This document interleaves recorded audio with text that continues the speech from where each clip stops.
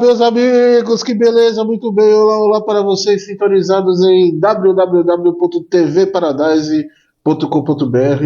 Muito prazer, eu sou Sérgio Oliveira e começa agora mais uma edição da FATV, seu programa de futebol alternativo que leva para você o lado B do futebol brasileiro. Sim, meus amigos, Série C, Série D, Copas Estaduais, divisões de acesso, futebol do Norte e do Nordeste, tudo aquilo que nenhum outro programa esportivo fala. Tem a coragem, a capacidade, a cara de pau, a ousadia de falar, nós falamos a partir de agora na telinha do seu computador, a partir de agora na telinha da sua Smart TV, para você que tem Roku, né? Ou para você que está no It TV, no seu tablet, para você que está no Olhos da TV, a TV Paradise atingindo aí várias plataformas importantes aí que divulgam TVs web e difundindo a palavra do futebol alternativo mundo afora. Hoje estamos estreando um novo horário, ok? Aqui na TV Paradise, de tanto enchermos o saco do diretor, do CEO da TV Paradise, né? Milhares de e-mails chegaram na caixa da TV Paradise, pô, a FATV precisa de mais horário, precisa mudar de horário, que tá com, o programa tá curto, falta assunto, que não sei o quê, que o site tá se complicando, e eles que encheram tanto o saco deles que eles finalmente decidiram mudar de horário. O pessoal que acompanha a TV Paradise já viu aí as chamadas rolando na programação, mas para quem não sabe, para quem só entra na TV Paradise no horário da FATV, sim, estamos em novo horário, e vamos aí até 10 e pouquinho da noite aqui na TV Paradise, beleza, meus amigos? Então, hoje, como não poderia deixar de ser, vai ser uma mistura aí de FATV com o Jornal da Série D, porque hoje é um dos programas mais importantes do ano, né? Hoje o grande carro-chefe desse programa terminou a primeira fase do grande carro-chefe desse programa, que é a Série D, o campeonato que, né, a gente mais gosta de falar, que mais reverte audiência pra gente, que mais reverte assuntos na rede social pra gente. A Série D sempre é um programa que a gente gosta muito de fazer, e quando acaba a primeira fase, né, tanto o guia do início do campeonato, quanto do fim da primeira fase, quanto o problema dos acessos também. Enfim, são vários programas importantes aí que a Série D nos proporciona ao longo do ano, né? E hoje é um daqueles importantes. Com o fim da primeira fase, vamos falar exclusivamente da Série D aqui na FATV de hoje. Vai ser uma mistura aí de FATV com o Jornal da Série D, até por isso, né, acho que talvez o Jornal da Série D nem vá por essa semana, ou vá antes. Vamos analisar aí, né? Mas vou fazer uma postagem conjunta, FATV, tudo junto com o Jornal da Série D. Vou pensar ainda para saber como que a gente vai fazer, certo? Se o jornal que ia Giro da Série C vai rolar toda terça, quarta-feira, está no ar o Giro da Série C, mas o Jornal da Série D vamos pensar aí rapidinho como vamos fazer, certo? Então a notícia é o seguinte: terminou a primeira fase, ok? Os mata-matas estão definidos. Muitos destaques para falar, a gente vai passar grupo por grupo, vamos falar das principais equipes, as surpresas, as decepções, falar dos artilheiros, falar aí quem começou bem termina mal, quem começou mal termina bem. Vamos todas as análises aí de Série D e de assuntos importantes para a gente falar. Primeira coisa que a gente tem que falar, né? Primeiro é repetir o clichê aqui. Eu chamo de clichê, mas não é um clichê, né, cara? A gente tem que levantar sempre essa bola e lembrar que a partir de agora começa um novo campeonato. Terminou a primeira fase da Série D, o mata-mata é um mundo completamente diferente. Começa agora outro campeonato, as melhores equipes. Digamos que a primeira fase é ali a fase preliminar para eliminar quem não está afim de nada, aqueles times meia boca, certo? Que agora realmente temos times muito, muito bons na disputa.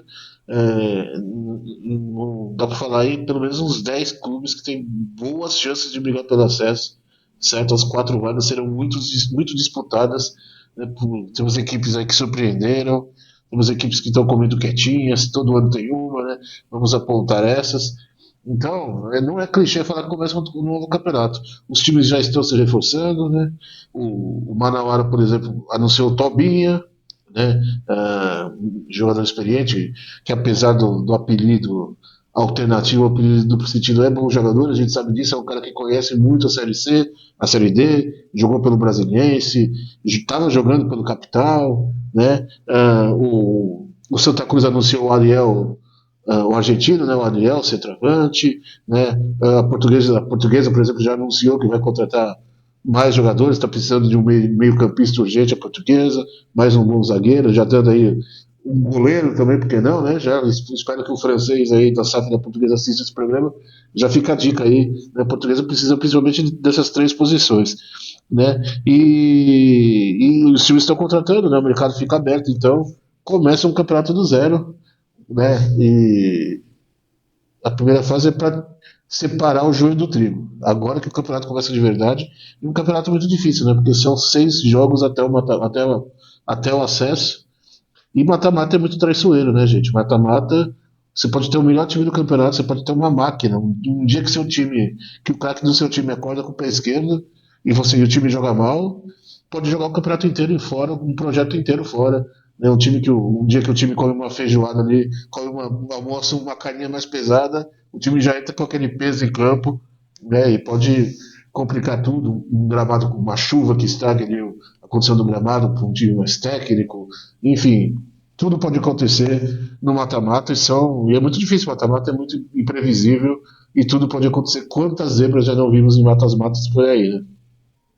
Então, começa um novo campeonato a partir de agora. Vamos passar grupo por grupo, tá? Vamos analisar os resultados da última rodada e aí na volta a gente fala, passa o mata-mata bonitinho e os melhores os favoritos. Até quem sabe a gente faz umas apostinhas aí. Não tô querendo me arriscar muito porque tá difícil, viu? Eu, como torcedor da portuguesa, eu nunca imaginei que eu teria, com todo o respeito ao Mister, eu nunca imaginei que eu teria medo do misto, cara. Eu tô realmente borrado. Eu vejo um misto quente na minha frente aqui, já me dá uma ânsia de vômito, cara. Né? Que coisa horrorosa, cara. Né? Porque a portuguesa realmente não empolga, não empolga. Né? Tem alguns números importantes no campeonato? Tem, mas não empolga. Não empolga, enfim. Eu sou muito pessimista. Eu não sei se é porque, né, envolve o coração, né, e a portuguesa não é nenhuma máquina, não. Apesar de ser um time bem consistente, é verdade, e tem números consistentes. Chegando no grupo da portuguesa, a gente fala, certo? Vamos começar no norte do país, como manda a ordem do campeonato, o grupo A1, o grupo do norte do país. Vocês vão ver aí na tela os resultados da última rodada e a classificação final do grupo A1, certo? Grupo A1 que a gente teve nessa rodada, nessa 14ª e última rodada, na Arena da Floresta. O Independência vencendo o Manauara por 2-1, resultado que colocou o Independência aí na quarta vaga, né? Tirando o Águia de Marabá. O Independência sentiu um intruso aí, né? O grande destaque desse grupo era realmente a briga ali entre os dois do Pará e os dois do Amazonas, né? Tonaluz e Águia de Marabá, Manauara e Manaus. Eram os 4 favoritos, todo mundo estava de olho na briga entre esses 4. E o Independência aí, o campeão acreano, fez grande campanha, é um dos destaques positivos dessa primeira fase, apesar de ter amarelado, quase ter amarelado ali no finalzinho né, perdeu vinha de 2 derrotas, estava fora do G4, 2 posições fora do G4, mas na última rodada venceu o Manauara, contou com outros resultados aí, né, com o tropeço do Águia, e enfim, né, se classificou no apagar das luzes aí. O Independência, grande destaque positivo desse grupo, né, cara? Porque todo mundo esperava uma classificação da dupla de Manaus e do Águia e da dupla do Pará. Né? Eu falando em Tuna, a Tuna fez bem a lição de casa hoje, 2-0 no Humaitá, ok? A Tuna, ao lado da Portuguesa, é o único clube 100% com 100% de aproveitamento, são os dois únicos com 100% de aproveitamento dentro de casa, né? Todos os jogos que fez dentro de Belém, a Tunalusa venceu, o que para o mata-mata pode ser uma garantia de coisa boa, né? A gente sabe que dentro de casa, então, tanto a Tunalusa no Mangueirão ou em outro estádio, depende de onde a Tuna tenha mandado, né? Mas a Portuguesa no Canindé, por exemplo, está 100% no Canindé e a Tuna 100% dentro de Belém. Nessa rodada ganhou do Maitá, que não fez mais do que obrigação também. Ganhar do Maitá, qualquer um, todo mundo no campeonato ganhou, né? O Maitá foi o saco de pancadas do campeonato. Em Roraima tivemos a amarelada da rodada, né? A amarelada do grupo, que foi a amarelada do Águia de Marabá, pegando aí um dos piores times do grupo, o vice-lanterna do grupo, e não conseguindo a vitória, né? Dependia apenas de uma vitória simples para se classificar e acabou empatando contra o Gás, 1-1, e os dois morreram abraçados aí, tanto o Águia quanto o Gás. O Gás já estava eliminado, né? Já entrou nessa rodada eliminado. E em Manaus, o Manaus venceu o trem por 1-0, Como eu disse, o trem perdeu no Jornal da Série D, quem está acompanhando aí o Jornal da Série D, o trem perdeu aí a vaga. O Gás complicou a vida de dois times, né? Do trem, quando o Gás ganhou do trem lá no Zerão, e ele praticamente eliminou o trem, e agora complicou a vida do Águia também, né? Eliminando o Águia. O trem tinha dois jogos dentro de casa contra Gás e Tunaluso, venceu a Tunaluso, mas perdeu para o Gás. Se tivesse vencido esses dois jogos dentro de casa, o Trem teria se classificado. Teria até eliminado o Manaus, inclusive, né? E aí a gente teria, além do Independência, teria o Trem também de intruso nessa briga desse grupo A1, dessa briga Amazonas Pará do grupo A1, né? Então, como terminou a classificação do grupo A1? Tunaluso, líder com 27 pontos, né? Com a derrota do Manauara e a vitória dentro de casa, a Tuna se aproveitou e com grande campanha se classifica com propriedade, 27 pontos, 8 vitórias em 14 jogos, belíssima campanha da tradicionalíssima Tuna Lusa. O Manauara, um time para se ficar de olho, que é um time forte, que contratou bem até agora, já vem com 5 reforços para a segunda fase, né? Entre eles o Tobinha, como eu destaquei, né? 7 vitórias em 14 jogos, 26 pontos para o Manauara. Terceiro colocado, o Manaus. Manaus com 23 pontos. Manaus que, né, conhece já o caminho do acesso, já passou pelo acesso uma vez. Então também é um time para se ficar de olho. E na quarta colocação, representando o Acre, o Independência, com 21 pontos. Tanto o Manaus quanto o Independência com 6 vitórias em 14 jogos, né? E a diferença é que o Manaus empatou 5 e perdeu 3, o Independência empatou 3 e perdeu 5. 21 pontos para o Independência. O Águia, com a amarelada lá em Roraima, acabou com 20 pontos na quinta colocação. O Trem terminou com 18. O Gás, com 17º colocado, com 15 pontos. E o Humaitá, saco de pancadas, perdeu para todo mundo. Uma única vitória apenas no campeonato, 4 pontos. Né? Um time que a gente sabe que já entrou ali, né, não querendo participar. A impressão que dá é essa, né? Que entrou no campeonato só por jogar mesmo, o que viesse era lucro e não conseguiu muita coisa. Mas tá uma pena, né? Porque um time simpático aí, e é nessas horas que a gente vê que a gente não pode ter Série E ainda, enquanto a gente tiver times que não são competitivos, que tem problema financeiro, como teve o Operário, por exemplo, de Mato Grosso do Sul, que até greve os jogadores fizeram no meio do campeonato, teve greve na última rodada, inclusive, né? E quando a gente não tiver os times estabelecidos competitivamente falando, a Série E não tem que ser criada, a gente tem que criar um bom ambiente para todos os times que jogam a Série D ainda. O Maitá que está aí só por disputar, só por jogar, é um belo exemplo disso. Com isso, terminando do Maitá, temos os quatro classificados então. Tunaluso, Manauara, Manaus e Independência são os quatro representantes do grupo A1. No grupo A2, ok? Tivemos no Lindolfo Monteiro em Altos a vitória do Maranhão, que garantiu a classificação do MAC por 1-0, vencendo o Altos. No Frei Epifânio, o Imperatriz fez 3-2 no Parnaíba, um bom jogo. O Parnaíba, mesmo com muitos desfalques, se não me engano, viajou com apenas 15 ou 16 jogadores lá para o interior do Maranhão, já eliminado. Mesmo assim, fez um bom jogo. Competiu bem contra o Imperatriz, que foi vice-líder do grupo. Né? O Maracanã venceu o Tocantinópolis por 1-0. O Tocantinópolis ainda tinha chances remotas de classificação, mas não conseguiu nem vencer o Maracanã, então imagina, né? Acabou fora. E no Castelão, o Sampaio Corrêa empatou com o Iguatu, ainda tinha uma chance remota de ser vice-líder do grupo, né? Mas acabou empatando aí com o Iguatu e garantiu a terceira colocação o Sampaio. Destaque positivo desse grupo, obviamente, os clubes maranhenses, né?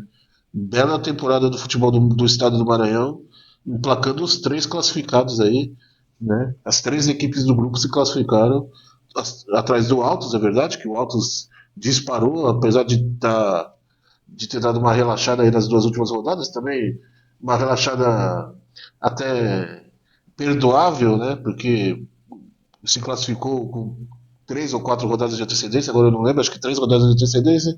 Aí começou a rodar o elenco, né? Descansar os principais jogadores, testar Então, o treinador testando novas possibilidades também, dando mais rodagem para os reservas, e aí o time reserva acabou perdendo os dois últimos jogos. Aí, não um time de reserva, né, mas um time ali, né, B, um time é, mesclado aí de que o Altos entrou em campo das duas últimas rodadas. Veremos como o Altos entra. Essas duas rodadas não representam, essas duas derrotas não representam muita coisa. O Altos deve entrar forte sim ainda no mata-mata, certo? Então o Altos terminou com 26 pontos, o Imperatriz com 24, os dois terminaram com 7 vitórias. A diferença é que o Altos perdeu apenas 2 jogos, o Imperatriz perdeu 4. Né? O Sampaio Corrêa terminou na terceira posição com 21 pontos, e o Maranhão foi o quarto colocado. O Maranhão brigava com o Iguatu aí pela última vaga, né? Com a vitória lá no interior do Piauí, acabou se classificando e eliminando a equipe do Iguatu. Aliás, as duas equipes cearenses desse grupo foram as grandes decepções, né? Esperava muito dessas duas equipes, né? Tanto o Iguatu quanto o Maracanã. Eu pessoalmente esperava muito. O Maracanã fez uma grande Copa do Brasil aí, estava com dinheiro e tudo mais, mas parece que existe a maldição, né? Dos times que vão bem na Copa do Brasil, os alternativos que vão bem na Copa do Brasil dificilmente fazem boa campanha na Série D, né? Parece que existe uma espécie de maldição aí, e isso já aconteceu com outras equipes. O Maracanã é só mais uma vítima. Então o Iguatu terminou com 18 pontos, o Tocantinópolis foi o sexto colocado com 15 pontos, Parnaíba com 14 na sétima colocação, e o Maracanã fechou aí na lanterna com 9 pontos. Certo? Ainda pode entrar na justiça para recorrer aquele caso da homofobia e tal, ainda tem tempo de entrar e recorrer, mas mesmo que entre, não vai mudar nada. Enfim, vai continuar sendo lanterna do grupo. Se quiser recuperar os pontos do Iguatu, acredito que nem entrar vai, porque não brigaria por classificação por causa dessa história. Então, acredito que o Maracanã não vai nem recorrer. Né? Então, como eu disse, destaque aí para os 4 maranhenses, né? Desculpa, para os 3 maranhenses, que as 3 equipes conseguiram classificação, um belo ano do futebol do Maranhão. Né? E o destaque negativo para os 2 cearenses, que eu pessoalmente esperava muito, e acabaram aí eliminados. Né? Então, e destaque para o Altos também, que né, não podemos deixar de destacar o Altos. É um dos times a se ficar de olho nesse grupo, nesse campeonato também, porque conhece o caminho do acesso, estava na Série C até pouco tempo aí, já conquistou acesso em outras edições da Série D. Enfim, é um time casca grossa e que conhece o caminho. Né? É experiente, tem um treinador experiente também, enfim. O Altos tem um time para se ficar de olho. Como eu disse, essas duas últimas derrotas, essas duas últimas rodadas foi por conta da rodagem do elenco. Não foi porque o time caiu de nível, não. Não foi porque o time sentou no regulamento, não foi. O time entrou com reservas e com o time mesclado das duas últimas rodadas. Então, grupo A2, Altos, Imperatriz, Sampaio e Maranhão classificados. Depois eu passo os confrontos desse grupo, né? Mas como todo mundo sabe, o regulamento da Série D, o grupo A1 cruza com o grupo A2, o primeiro do A1 pega o quarto do A2 e aí, consecutivamente, assim como o grupo 3 cruza com o 4, o 5 com o 6 e o 7 com o 8. Certo?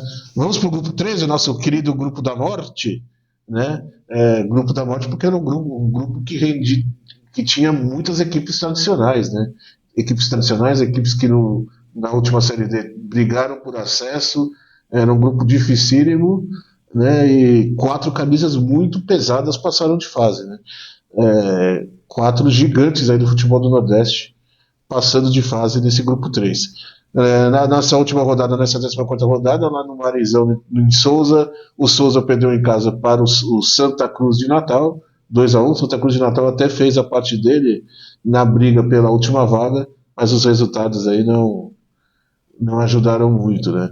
O Santa fez 3-0 no 13, o Ferroviário empatou em 0-0 com o Central, resultado que já servia para o Ferroviário e o Central já estava classificado, então não vi o jogo, não vou arriscar aqui falar que foi um jogo de compadre, mas tem uma carinha, né? O Ferroviário empatou 0-0, o Central já estava classificado, o 0-0 passava para o Ferroviário, enfim, o América venceu o Horizonte por 2-0 lá na Arena das Dunas, então provavelmente o pessoal de Fortaleza já soube do resultado e todo mundo tirou o pé. Não sei, estou imaginando pura especulação, tá? Não veio me xingar, não, porque eu não vi os melhores momentos, não vi o jogo ainda, vou assistir ainda, tá? Então, repetindo, Souza 1, Santa Cruz 2, Santa Cruz de Recife 3, 13 0, Ferroviário 0, Central 0 e o América de Natal lá na Arena das Dunas 2 a 0 no Horizonte. Esses 2 a 0 da América de Natal colocaram o América de Natal na liderança do grupo, né? Na última rodada aí, assumindo a liderança do grupo, o América de Natal terminando o turno muito bem, certo? Com 5 jogos sem derrota. Como eu sempre digo, é bom terminar bem a primeira fase. É melhor terminar a primeira fase bem do que começar bem no campeonato e começar a primeira fase bem. Né? Terminando a primeira fase bem, você entra, né, com a moral elevada, com o time empolgado para o mata-mata. Né? A gente tem nos dois líderes aí, de América e Santa Cruz, situações inversas. Né? O América termina bem, com 5 jogos sem derrota, 2 vitórias nos últimos 2 jogos, e o Santa Cruz que termina, eu diria, embaixo. Apesar da vitória de hoje, a vitória de hoje, o Santa não fez mais do que obrigação, na minha opinião. O 13, um dos piores times do campeonato, outro que parece que entrou no campeonato à toa, só por jogar. Ano do centenário e o 13 não foi uma vergonha. Né? Aliás, o futebol paraibano, de um modo geral, foi bem ridículo nessa Série D desse ano, vou falar daqui a pouco. Né? Então, essa vitória do Santa hoje não quer dizer muita coisa. Não fez mais do que obrigação em vencer um dos piores times do grupo. Né? É, quero ver como vai entrar o Santa aí nesse mata-mata, porque até então o Santa estava embaixo, né? Muitos problemas com a SAF, problemas extra-campo, né? E que estavam refletindo dentro do campo. O 13 vinha de 4 jogos sem vitória, jogando mal, tomou um baile do Horizonte na rodada anterior, né? E agora contra o 13 venceu bem. Veremos como. E pega um adversário difícil, um adversário que está terminando a primeira fase bem. É bom o Santa Cruz entrar e ficar de olho. Eu já disse no jornal, eu já fui polêmico no jornal da Série D da semana passada. Continuo com a mesma opinião, vou dar daqui a pouco. Então o Santa, apesar de se aproveitando aí do empate do Central, também ultrapassou o Central e ficou na vice-liderança com 27 pontos. O Central, que era o líder do grupo, com o 0 a 0 contra o Ferroviário, acabou caindo para a terceira colocação com 26 pontos. E o Ferroviário fechou o G4 aí com 18 pontos. O Horizonte, que era o antigo proprietário da quarta colocação, acabou ficando fora com a derrota lá na Arena das Dunas, terminou com 17 pontos. O Santa Cruz de Natal, que tinha uma situação bem complicada, né?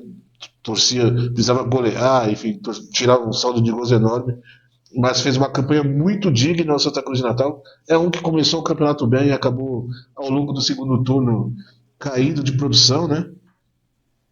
Começou surpreendendo e caiu de produção, mas brigou aí bravamente até a última rodada por classificação. 17 pontos também para o Santa Cruz de Natal. E aí vem os dois times da Paraíba, né? Que passaram vergonha. Uma pena, o futebol paraibano nos últimos anos tem feito tão boas campanhas, né? O Souza batendo na trave do acesso da Série D, Botafogo da Paraíba também batendo lá na trave na Série C, mas parece que em 2025 uma nuvem negra baixou em cima do estado da Paraíba e tanto o Botafogo na C que está sofrendo bastante, quanto os dois representantes da Paraíba na Série D, né, são os dois lanternas e foram muito mal, né? Um futebol que não convenceu em nenhum momento. O 13 com 13 pontos e o Souza lanterna com 12 pontos. Né? Alguma coisa precisa ser feita aí para melhorar o futebol paraibano, né? Que eles estão se contentando com pouco. Né? Já disse no Jornal da Série D aqui, para eles basta ter a presidente da Federação Diretora da CBF, que para eles é um baita orgulho. Olha, eles nossa, com postagens e mais postagens dos clubes, a nossa presidente da Federação Paraibana agora é diretora da CBF, blá blá blá. Né? Mas dentro de campo, o que ajuda isso? Olha aí a vergonha que os times estão passando. Né? Estão se contentando com muito pouco. Os times se contentam com migalhas e enquanto que cobrar a federação para ajudar a melhorar o desempenho dos times, a federação não faz nada. Eu acho muito pouco mesmo. E 13 e Souza passaram, principalmente o 13, né, ano do centenário, mais uma vítima aí da maldição do centenário, o 13 de Campina Grande. Né? Quer ver seu time bem? Não faça 100 anos. No dia que o seu time do coração fizer 100 anos, se prepara. E que vai ser sofrido, meu amigo. Acontece com todo mundo. Então, grupo 3, América, Santa Cruz, Central e Ferroviário sobreviveram aí ao grupo da morte. E com destaque positivo para o Santa Cruz de Natal, que era talvez a menor camisa aí, Santa Cruz e Horizonte, mas o Horizonte já teve algumas campanhas de destaque, né? O Santa Cruz de Natal era a camisa menos pesada desse grupo e brigou até a última rodada, bravamente por classificação, parabéns para o pessoal lá de Natal. Vamos para o grupo 4 que teve um time que sobrou, né? O Asa sobrou nesse grupo, é outro time também para se ficar muito de olho. É um time acertadinho, um time que, ao contrário do Altos, se classificou também com antecedência, mas ao contrário do Altos, o time reserva segurou a bronca. O elenco mesclado, ali, o time mesclado de reserva segurou a bronca e manteve o time nos trilhos da vitória. Então, mostra também que o elenco, que não é só 11 jogadores, o elenco também é forte. Então, o Asa é um time a ser batido, eu diria. É um dos a ser batido nessa primeira fase e que vão entrar agora no mata-mata com aquele alvo de, de, de favoritismo. Eu tenho alguns alvos aí para distribuir e o primeiro que eu distribuo é para o Asa de Arapiraca, certo? O Asa que nessa rodada fez 3-0 na Juazeirense, é, jogando dentro de casa, né, lá em Arapiraca. Tivemos Sergipe 1, Jequié 0, né, que era o grande confronto aí desse grupo, né, o jogo que valia, inclusive, classificação. O União do Tocantins tinha uma missão ingrata, ainda brigava com uma chance remota de classificação, mas precisava vencer o Lagarto e acabou até fazendo a lição de casa, mas não o suficiente. E no duelo das lanternas, o Penedense venceu a primeira. Aleluia! Graças ao Penedense, graças a essa vitória do Penedense, o Sport é o único time do futebol brasileiro sem ganhar de ninguém no ano. Olha aí que coisa. De todos os times que jogam as 4 divisões do Campeonato Brasileiro, o único que não venceu ainda é o Esporte Clube do Recife. Né? Parabéns aí pro futebol pernambucano. E bela vitória pro futebol pernambucano, né? Que maravilha.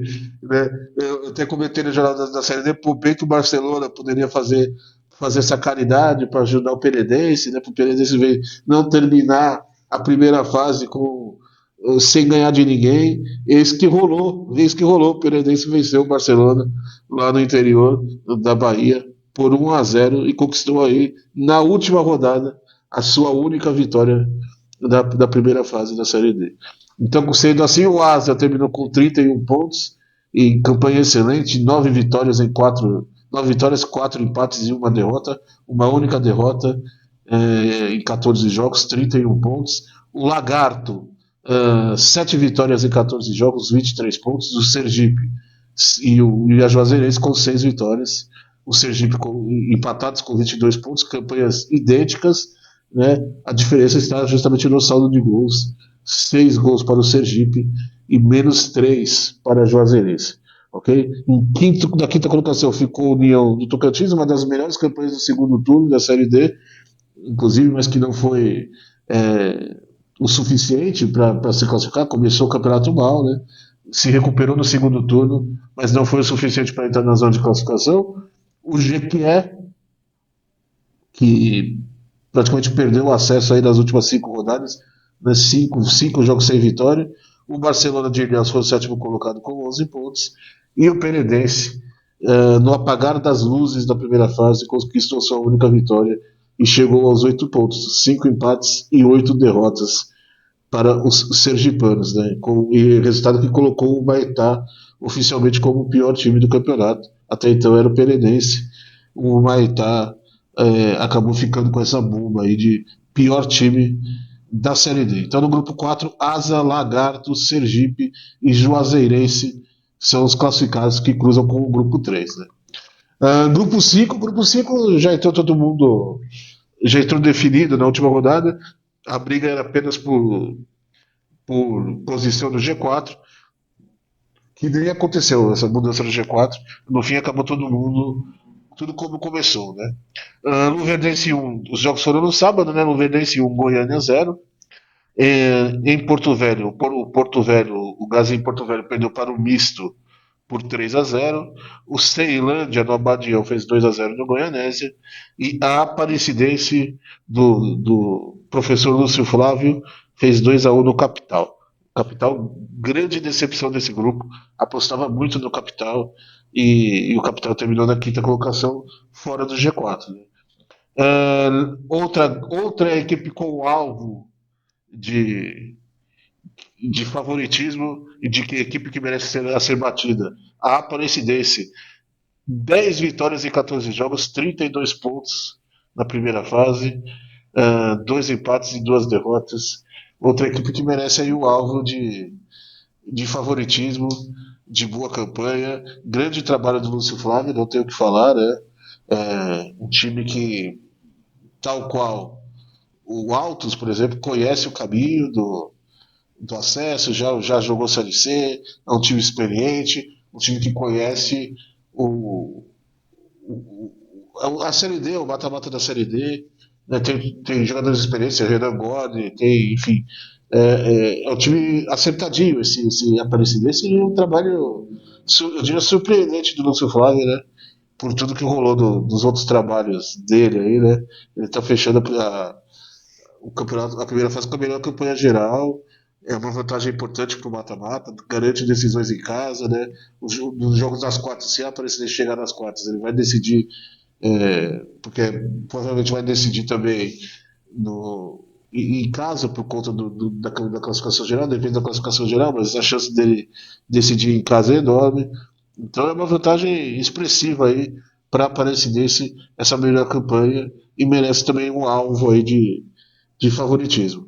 O Ceilândia, outro bom time, hein? Outro time para ficar de olho, 28 pontos, 8 vitórias, fez campanha de líder de grupo, tá? Que a Aparecidense destoou tanto, mas a campanha do Ceilândia é campanha de líder de grupo, 8 vitórias em 14 jogos. O Luverdense terminou na sétima posição com 25, não, desculpa, com 7 vitórias e 25 pontos na terceira colocação. E o Misto, será o adversário da Portuguesa, 24 pontos com 6 vitórias, ok? Como eu disse, o Capital, na minha opinião, uma grande decepção, um time que investiu com bons nomes para a Série D, mas que o time absolutamente não engrenou, né? Não, alguma coisa aconteceu, que faltou ali aquele entrosamento para o time, né? Não adianta,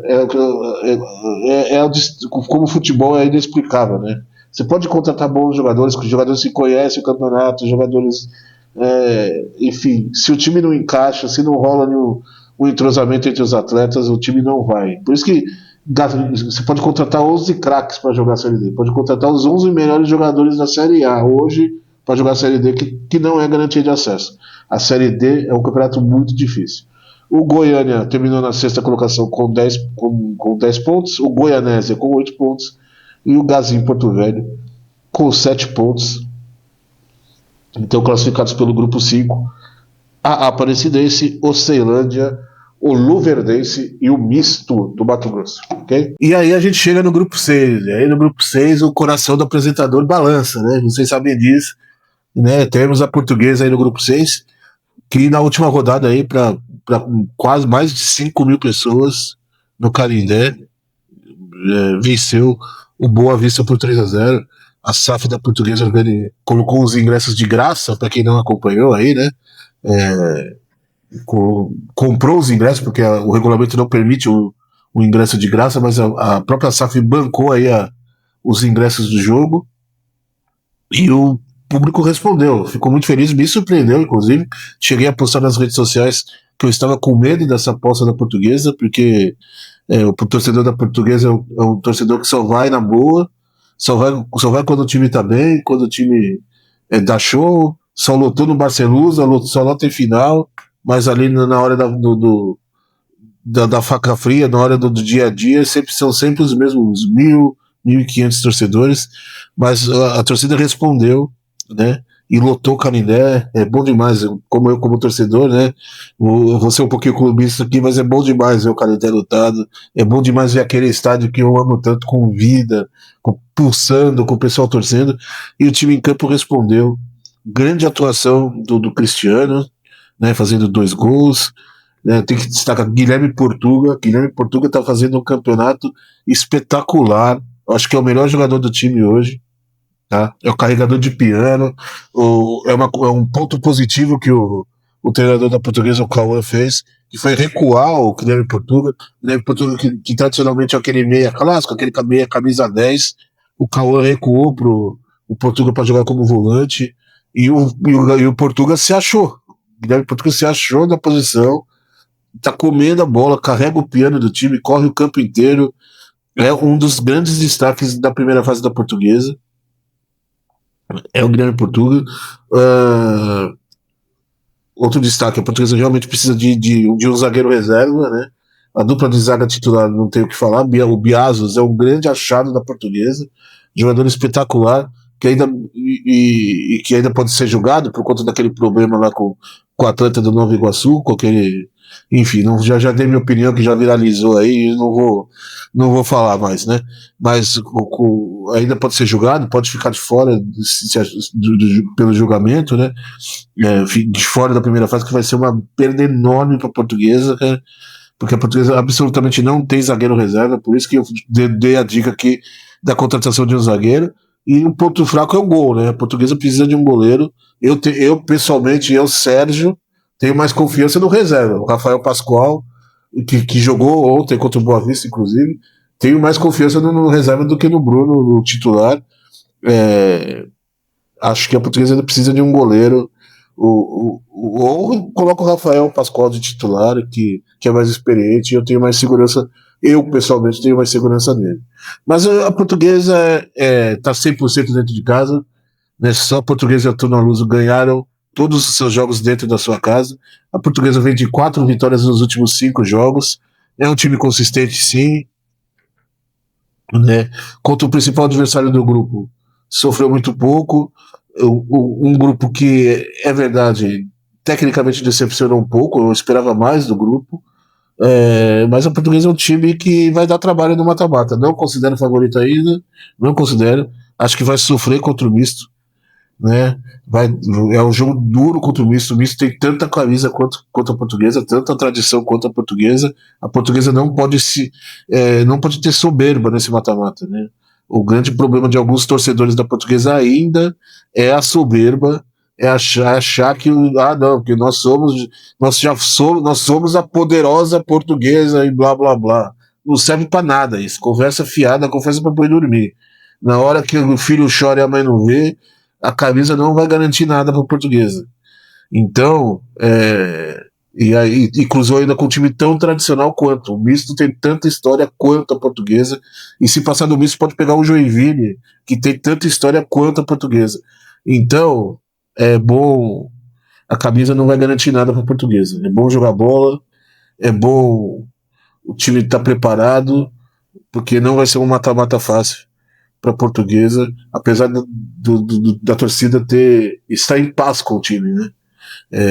Um dos bons resultados aí da ação da SAF em colocar esses ingressos aí de graça foi que que a torcida abraçou o time, não teve protesto, não teve gente reclamando do treinador como tivemos nos últimos jogos, né? O torcedor da Portuguesa que foi ao Canindé ontem, estou gravando o programa de domingo, por isso que eu digo ontem, né? O torcedor da Portuguesa que foi ao Canindé realmente comemorou, se divertiu, abraçou, comeu seu bolinho de bacalhau, né? Tomou sua cerveja. Foi um sábado muito divertido.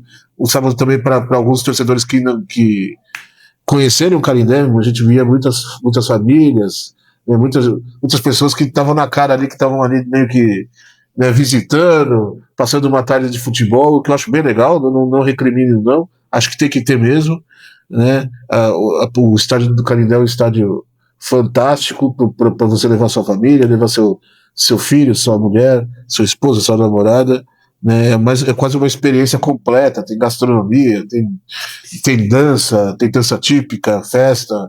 O Canindé é uma grande festa, e a possibilidade de ter esse projeto da SAF de colocar o ingresso de graça possibilitou aí alguns torcedores dos outros times da capital de ir acompanhar um futebol diferente, aí, de acompanhar um um sábado diferente, além do próprio time, né? E isso ajuda, toda ajuda é bem-vinda. Se foi lá para torcer de coração para a Portuguesa, né, pode vir, que é a união sinistra da Portuguesa com os outros times, tá certo? Então, Portuguesa 3, Boa Vista 0, voltando aí para a tabela, né? Portuguesa 3, Boa Vista 0. Outro 3-0 da rodada foi o do Kleber Andrade, né, com o Rio Branco capa preta. 3-0 no Maricá. O Rio Branco, melhor campanha do segundo turno da Série D, certo? Melhor time, melhor campanha do futebol capixaba desde 2020 na Série D. Aliás, não só desde 2020, desde a nova Série D, né? Desde que mudou o regulamento, desde que a Série D começou com esse formato aí dos 8 grupos, essa campanha do Rio Branco é a melhor campanha de uma equipe capixaba no Campeonato Brasileiro da Série D, e eu acho que o Rio Branco é um time muito bom, cara. Eu acho que o Rio Branco vai dar muito trabalho nesse mata-mata.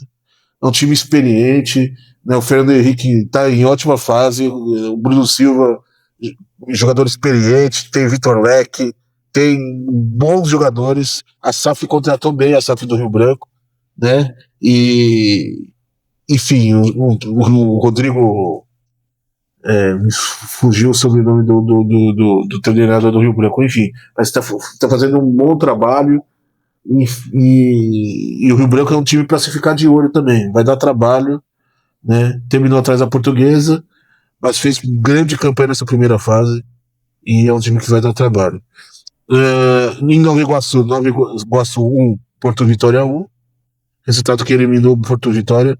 O Porto Vitória lembra muito Águia, me lembrou muito Águia de Marabá, pegou um dos piores times do grupo, eliminado, bastava apenas vencer para se classificar, os teus resultados ajudaram, e aí empatou fora de casa e acabou eliminado, acabou amarelando também o Porto Vitória. E no grande duelo, que seria o grande duelo aí do grupo pela quarta vaga, pela classificação, o Água Santa me surpreendeu, não era minha aposta, e fora de casa venceu o bom time do Pouso Alegre por 2-0.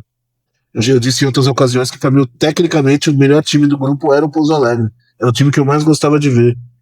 E cheguei a apostar que o Pouso Alegre venceria o Água Santa na última rodada, mas o time de Diadema, o, o time aquático de Diadema me surpreendeu, calando minha boca, calando Morsa, fazendo 2-0 fora de casa, lá no Manduzão, e conseguindo a classificação. Belíssimo resultado aí, e com isso dois paulistas classificados aí, ainda na briga. Aliás, só dos paulistas só o Monte Azul nos classificou, né? Que era até esperado. Enfim, os paulistas também chegam forte aí para esse mata-mata. Então, a classificação ficou a Portuguesa com 30 pontos, 9 vitórias em 14 jogos, com 8 vitórias em 14 jogos o Rio Branco, e 26 pontos, capa preta.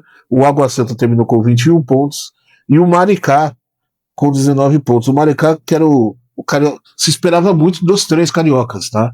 Eu, pessoalmente, esperava que esse grupo seria a Portuguesa e os 3 cariocas classificados.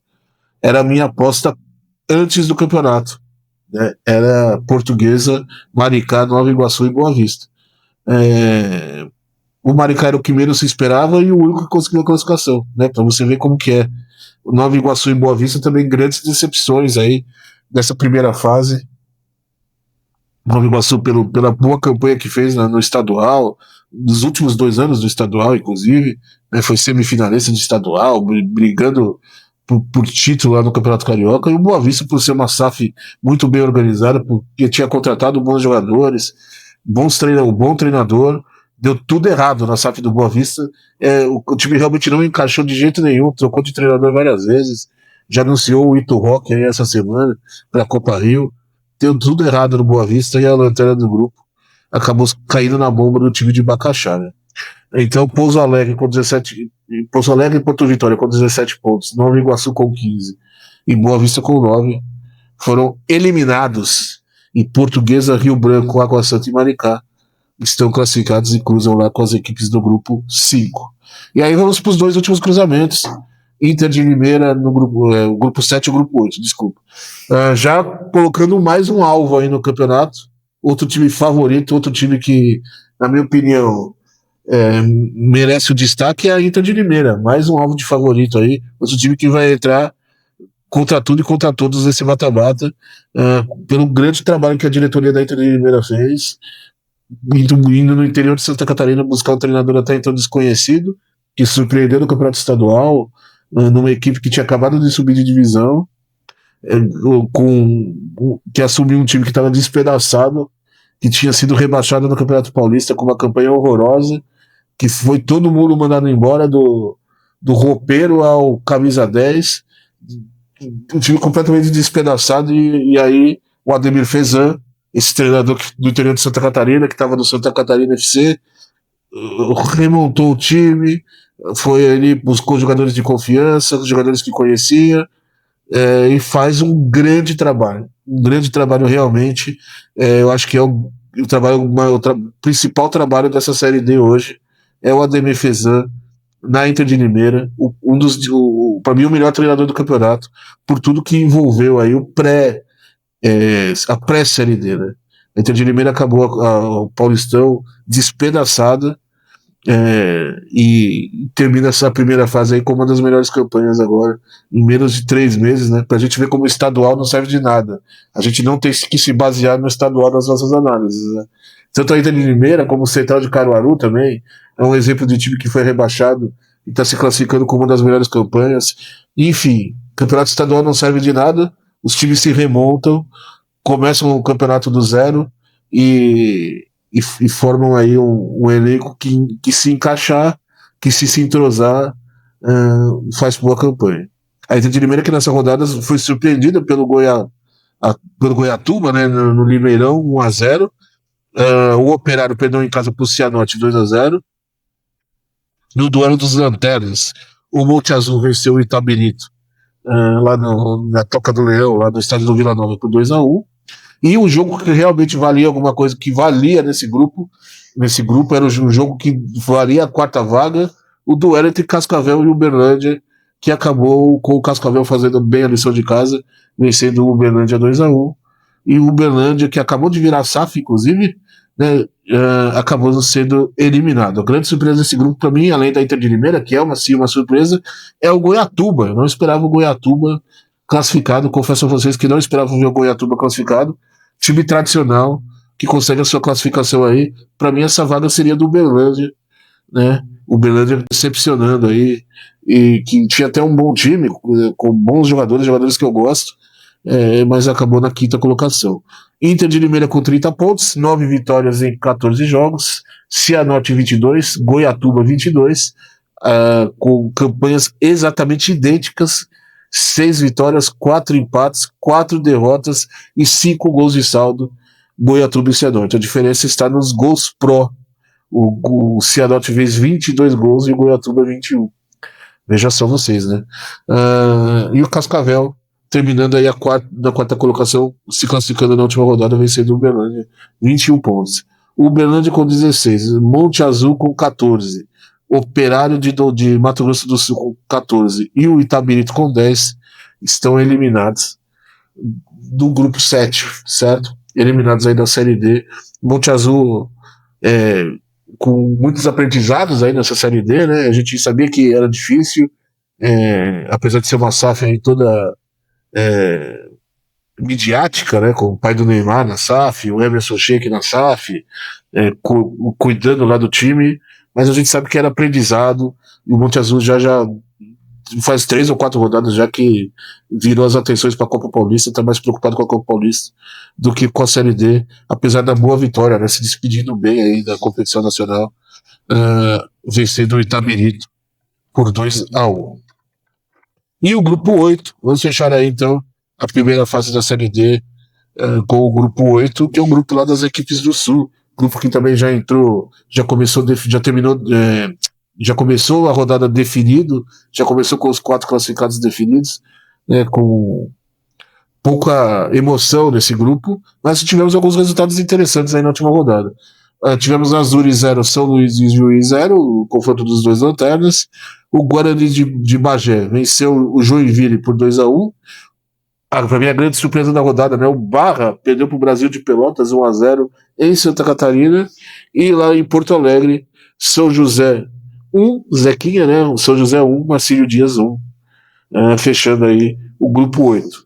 Barra e São José terminaram com 26 pontos, ok? O Barra tem uma vitória a mais, por isso terminou na liderança do grupo com 8 pontos, com 8 vitórias, e o São José com 7, ambos com 26 pontos.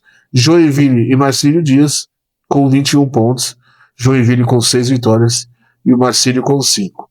Guarani de Bagé, 19 pontos, Brasil de Pelotas, 16 pontos, São Luís de Juí e Azures, ambos com 13 pontos, eliminados. O São Luís pelo critério de desempate na 7ª colocação, né?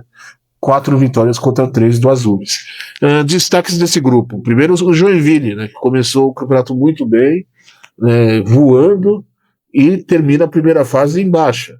É o que eu digo, né? É melhor começar bem ou terminar bem? Para mim é muito melhor terminar bem, né? O Joinville termina a primeira fase sem vitória nos últimos 5 jogos. 2 empates e 3 derrotas nos últimos 5 jogos. Né? Termina a primeira fase com o sinal amarelo piscando aí pro Joinville, né? Para que se preste atenção na. Porque inclusive vai pegar um adversário complicado aí no mata-mata. Destaca também o Barra, uma grata surpresa, um clube que eu esperava muito pouco, que veio comendo aí pelas beiradas e até de certa forma quietinho ali, meio, apesar de ser um time catarinense, foi meio mineirinho ali, né? Quando eu vi, estava na primeira colocação do grupo e termina aí o campeonato na primeira colocação do grupo 8. O Barra, um time que. E o São José também, né? Que outro também que já conquistou acesso da Série D, já jogou Série C com muito tempo, conhece os meandros aí, os caminhos do acesso. Ficaremos de olho também. O São José merece aí um destaque, certo? Então é isso. Primeira fase da Série D é isso. Passamos pelos 8 grupos, todos os resultados. Antes de falar os confrontos do mata-mata, vamos a algumas estatísticas importantes aí pra gente falar dessa primeira fase, né? Melhor ataque do campeonato. Quem tem o melhor ataque do campeonato? A Aparecidense, com 32 gols, tem o melhor ataque do campeonato. Mais um número importante aí pro time do Lúcio Flávio, né? 32 gols marcados em 14 jogos. O Asa tem 27, certo? O Manauara também tem 27. Tunaluso com 24. E o Ceilândia com 23 gols. Como eu disse, o Ceilândia realmente fez uma campanha de liga, mas não esperava ter uma Aparecidense no seu caminho, né? Os 5 melhores ataques, então, até agora: Aparecidense, Asa, Manauara, Tunaluso e Ceilândia, né? Importante aí, mais um dado importante a favor do Aparecidense, aí, da Aparecidense, né? Que faz muitos gols. Pior ataque, o Penedense, com apenas 5 gols, né, um dos piores times do campeonato. Melhor defesa do campeonato, o Central de Caruaru, com apenas 7 gols sofridos, né? Também um ponto importante a se levantar, né? Time que toma poucos gols, né? No mata-mata tem sempre vantagem. Então o Central e a Inter de Limeira tomaram 7 gols, ok? Então são as 2 melhores defesas aí juntas. O Asa tomou 8, o Rio Branco, Capa Preta e o América de Natal tomaram 9 gols. São as 5 melhores defesas do campeonato. Então Central de Caruaru e Inter de Limeira com as melhores defesas. Asa, Rio Branco e América. Preste atenção no Asa, hein? O Asa é o único desses que aparece tanto com o melhor ataque, entre o melhor ataque e na melhor defesa. Então, o Asa realmente é um dos times a ser batidos nesse campeonato. Está em grande fase. Pior defesa, o Humaitá. 45 gols, meu Deus do céu. 45 gols sofridos nessa primeira fase. Uma média de 4 gols por rodada, né? Se eu tô bom de matemática, é essa média de gols do Humaitá, certo? Muito gol sofrido, meu Deus do céu. O time que mais goleou com 4 goleadas foi a Aparecidense. Ok, o time com mais vitórias do campeonato também, a Aparecidense com 10 vitórias. O time que mais empatou, isso é um critério, isso é importante de se falar também, porque no mata-mata, né? Que empate é pênalti. O Maranhão, olha aí, um time que empata bastante com 7 empates. Leva o troféu Grêmio Barueri do campeonato. né? O time que menos perdeu foi o Asa de Arapiraca, ok? É, e o time mais indisciplinado do campeonato foi eliminado, mas merece o destaque que é o Souza. Ao longo da primeira fase recebeu 7 cartões vermelhos, o time do interior da Paraíba. Vamos aos artilheiros. Quem é o artilheiro da Série C nesse momento? Né? Surpresa nenhuma. O nosso craque Ciel.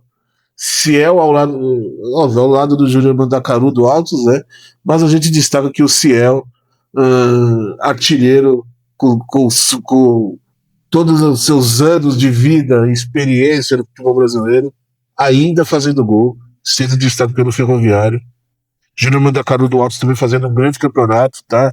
É um cara que merece destaque também com 8 gols.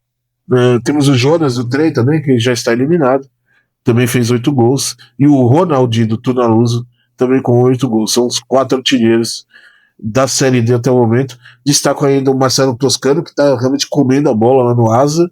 E o Caio Nunes, se eu não me engano, Caio do Aparecidense também, que eu acho que tem 6 ou 7 gols também. O Caio. Mas eu acho que o principal destaque é o Ciel, né? Com todo respeito aos outros 3 artilheiros com 8 gols, o Ciel é um fenômeno, né, cara? Pela idade que ele tem e a bola que ele joga ainda com a idade que ele tem. É realmente impressionante. Ciel é de outro planeta, cara. É sério mesmo. Enfim, vamos às melhores campanhas. Só entre os clubes classificados, é importante a gente. É um critério importante da gente falar, né? As 8 melhores campanhas. Vamos falar as 10 melhores campanhas, vai. Apenas entre os classificados, tá? Porque agora não vale muita coisa, mas pro jogo do. E é bom lembrar que nos matas-matas, nos mata-mata ou nos matas-matas, agora eu não sei o português correto, mas no confronto decisivo, melhor, né? A pontuação continua contando. Então, por exemplo, a Aparecidense, que hoje tem a melhor campanha, pode perder a melhor campanha ao longo dos jogos decisivos aí, né? Enfim, mas a princípio tudo indica que o Aparecidense deve se manter até um bom tempo aí como a melhor campanha, se não for, se nenhuma zebra acontecer, né? Então a melhor campanha com 32 pontos da Aparecidense, o Asa com 31, Inter de Limeira e Portuguesa com 30. Olha o futebol paulista aí, sempre enchendo o saco o futebol paulista, né? Que beleza, cara. Ceilândia com 28 pontos, a Tunaluso é a sexta melhor campanha com 27, empatado com o América e com o Santa, certo?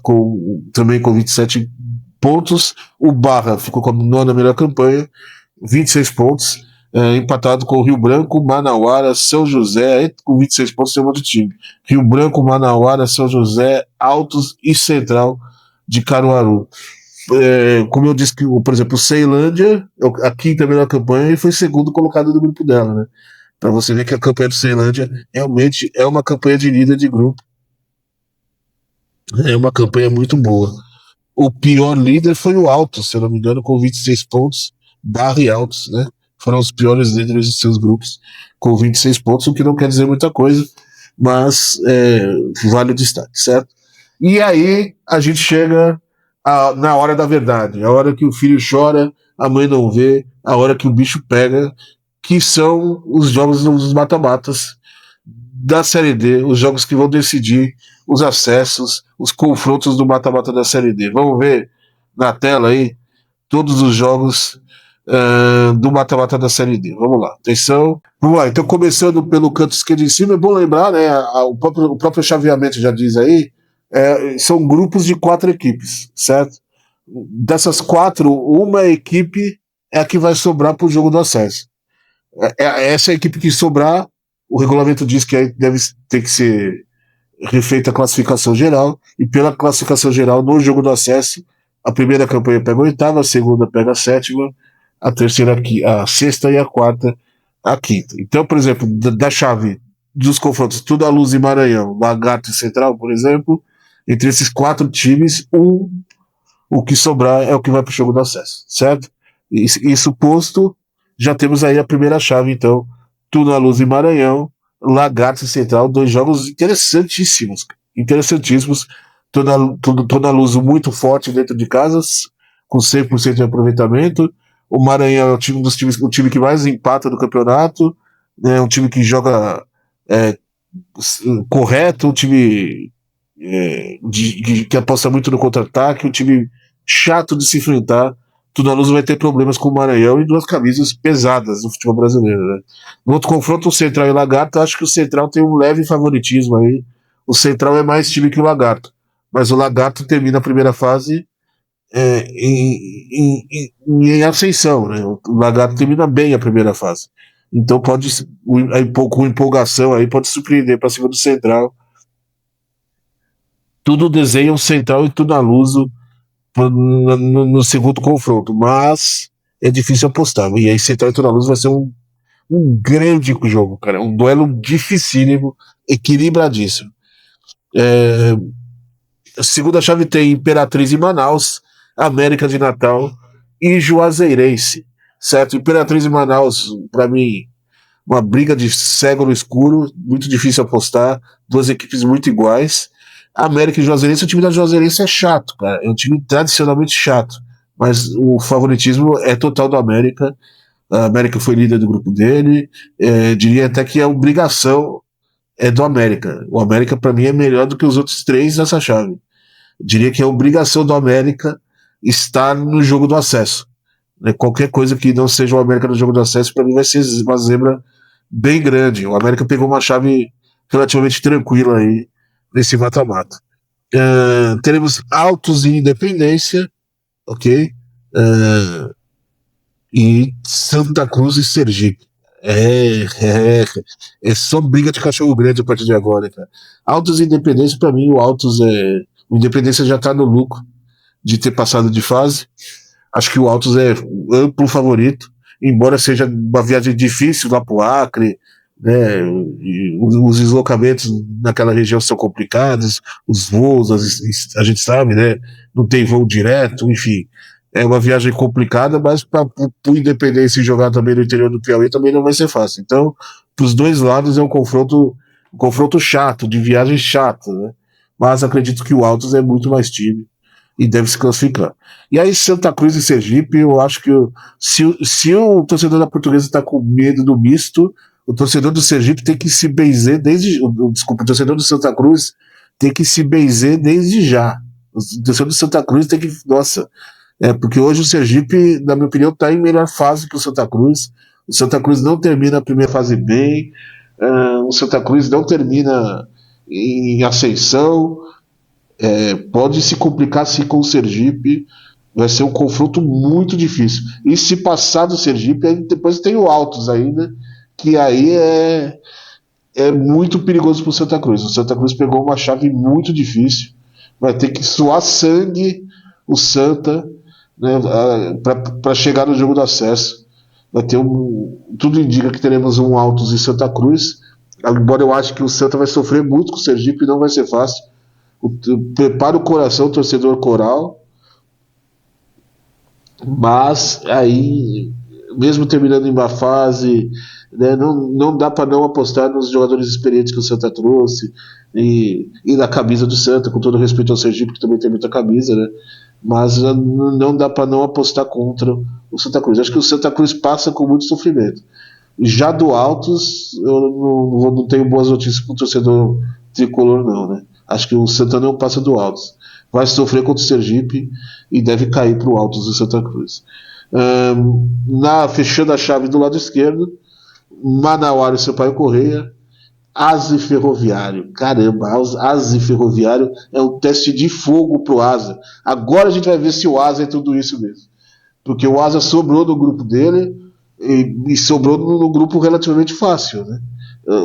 O Asa fez o grupo ficar fácil, é verdade, mas com equipes de um nível inferior. Agora o Asa pega um time cascudo, um time que fez boa Copa do Nordeste, um time que tem o artilheiro do campeonato, um time, né, que conhece também, já conquistou acesso da Série D, conhece todos os meandros, todos os caminhos do acesso. Enfim, o Asa é um confronto muito interessante e eu vou ficar em cima do muro. Eu não cravo o Asa, não, hein? Embora o Asa é um dos melhores times do campeonato, um dos favoritos, eu não cravo o Asa com 100% de certeza, não. Para mim tá ali 60-40, 55-45. Eu acho que o Ferroviário tem grandes chances de aprontar. Óbvio, pela quantidade de pontos da primeira fase, por tudo que fez, melhor ataque, um dos melhores ataques, uma das melhores defesas. O Asa é o time a ser batido e é favorito, tem favoritismo, mas é um favoritismo pequeno contra o Ferroviário. Manauara e Sampaio Correia, nossa, o Manauara está contratando muito bem, tem bom investimento, tem dinheiro por trás, mas o Sampaio Correia tem camisa, tem tradição, enfim, é um confronto interessante, interessante. O Sampaio Correia é um time muito constante, um time que eu não ponho a mão no fogo, não. Eu acho que o Manauara é favorito. Acho que o Manauara elimina o Sampaio Correia nesse confronto aí. E aí o que vier depois é briga de cachorro grande. Aí é onde o filho chora e a mãe não vê. Lá em cima, vou voltando lá para cima. Aparecidense e Maricá, São José e Goiatuba, com o Aparecidense para mim muito superior do que as outras equipes. Deve superar o Maricá, embora o Maricá seja um time valente, acho que não vai fazer frente para o Aparecidense. É um confronto equilibrado, duro, mas acho que não vai fazer frente. Talvez dentro de casa, como o primeiro jogo é em Maricá, é no Rio de Janeiro, se o Maricá complicar a vida da Aparecidense no primeiro jogo, talvez alguma coisa no segundo consiga estragar no segundo. Mas só um resultado muito aberto aí no primeiro jogo para o Maricá ter alguma chance. Quanto a São José e Goiatuba, eu não sei absolutamente o que esperar desse confronto. Para mim é o confronto mais indefinido. Goiatuba uma grande surpresa e o São José tem a experiência aí, tal qual outros aí que já conquistaram o acesso. Continuando, vamos para Rio Branco, Capa Preta e Luverdense, Inter de Limeira e Marcílio Dias. Pelas campanhas, tudo leva a crer num espetacular confronto Rio Branco e Inter de Limeira.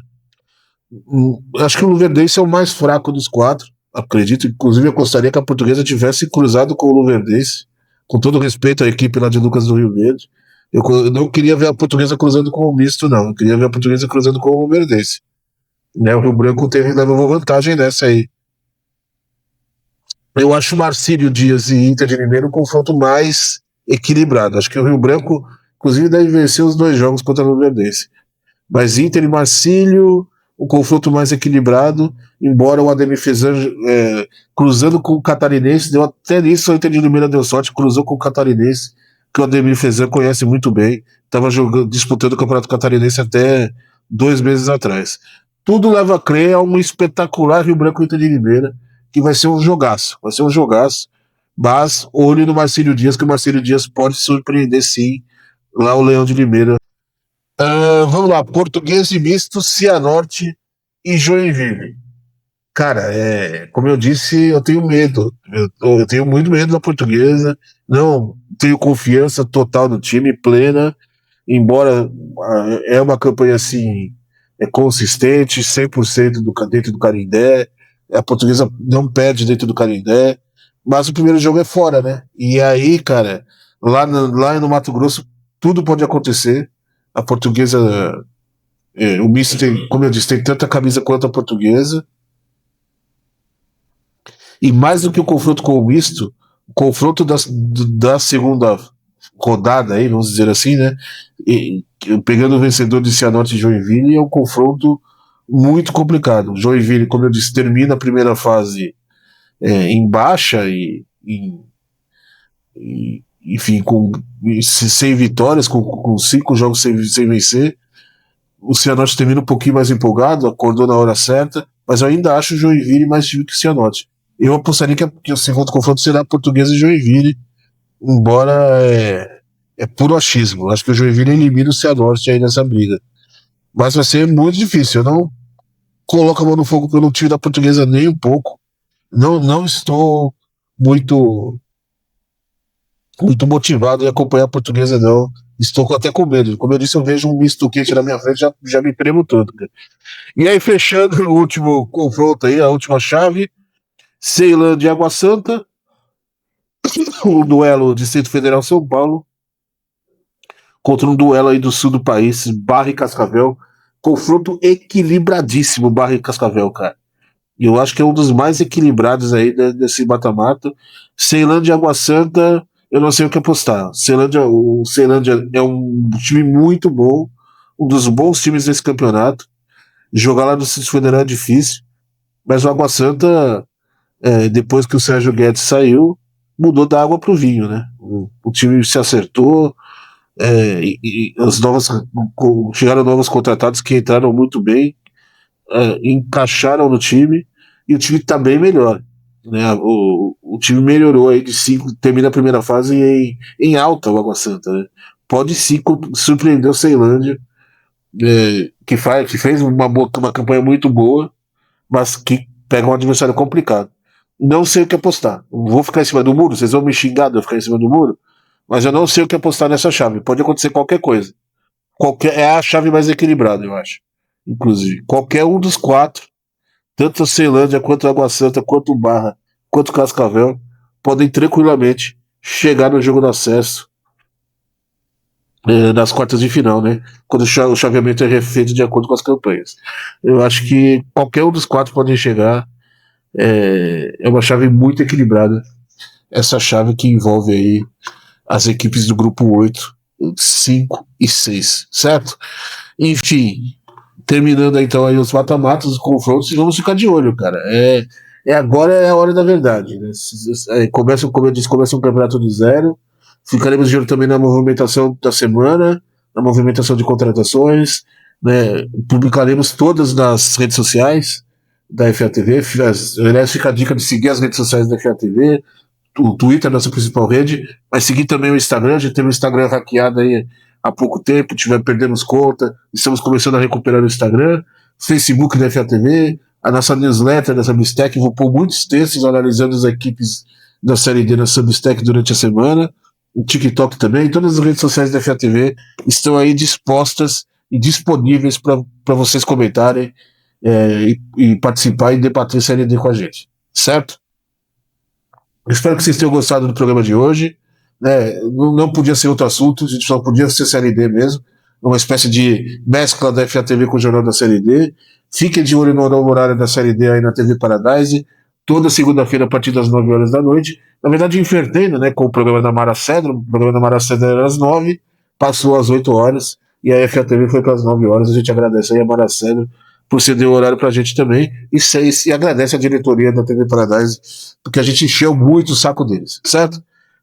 Meus amigos, uma rodada de café pra galera hoje, certo? Estou tomando café na gravação, e semana que vem estaremos de volta. Aí sim vamos falar de...